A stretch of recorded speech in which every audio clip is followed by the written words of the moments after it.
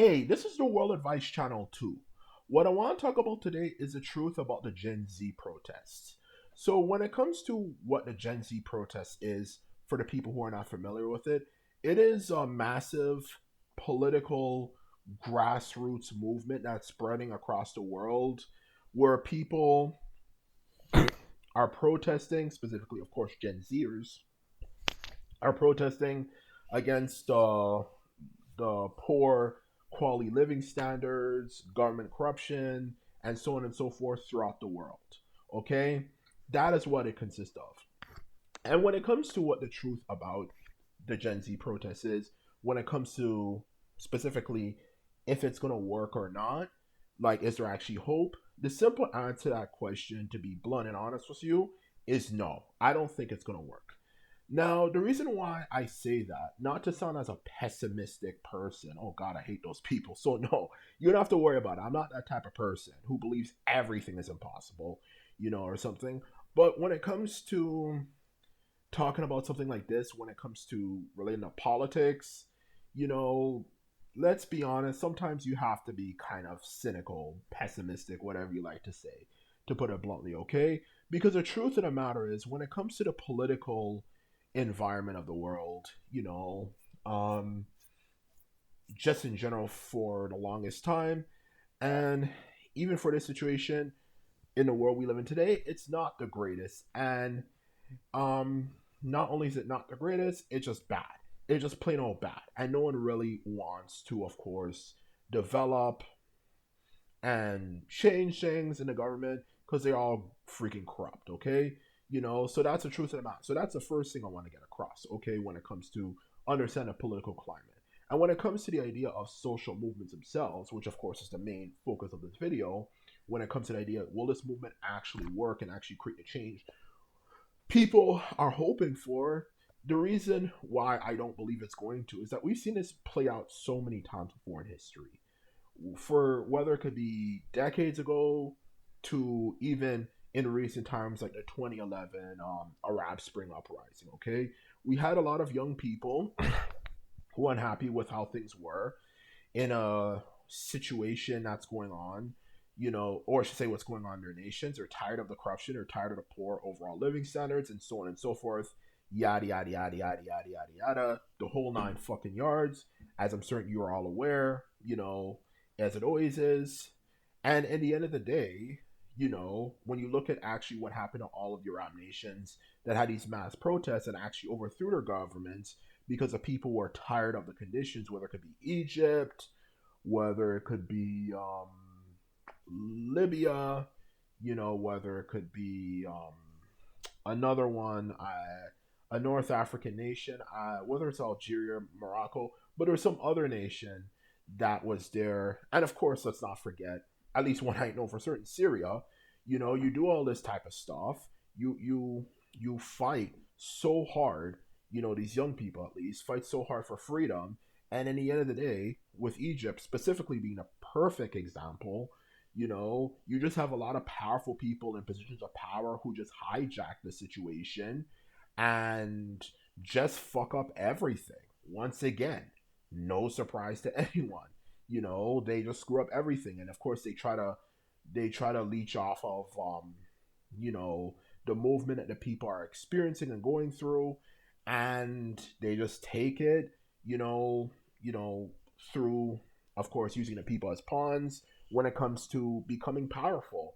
And they get a position of government, and sometimes they're even crueler than the previous government before were. Okay, what makes you think the Gen Z protests in 2025 is going to be any different from the situation in 2011?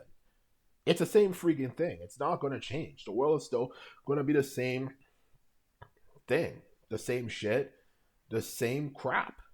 People fought so long and hard, in the 2011 situation, and all the nations, even the nation Syria, which won against the Assad regime, look at how they're doing now. They're doing crappy because a lot of the people, as I was saying before, who were negative just hijacked the people's movement. And of course, eventually, now the person who runs Syria is a militant, so it's no different. It's no different for anywhere, whether they have a war or just simply have an overthrow of the government. People in positions of power who were already there, and if anything, were probably, really good friends with the previous administration and just straight up work for them, take over, and they just continue on the same shit as it usually is. Okay, that's the truth about it. And when it comes to the 2025 Gen Z protest, it's going to be the same thing. Okay, and there's actually many different reasons for that, because the one of the biggest things that I think is actually going to is their biggest reason for this and why I know this is going to end up in disaster. Okay, aside from the Madagascar being one of the places, which just so happen to at the same time have the military take over and say that they're gonna give freedom to the people, which is like, oh my gosh, man. Like, if you read even a basic degree of history, you already know this is going to be a disaster. So even aside from the Madagascar situation, let's just um analyze the overall situation, okay, when it comes to, of course, these protests, okay, these Gen Z protests, okay. One of the biggest things that is the reason why I know this is going to end in freaking disaster, straight up, is because the truth of the matter is these people, you know, who are part of this movement don't have a leader, okay? When you don't have a leader, that is always a recipe for the worst to happen, okay? Because when you have a leader, you have a vision. You have people who are going to tell you, okay, do this, do that, do this, do that, do this, do that, okay?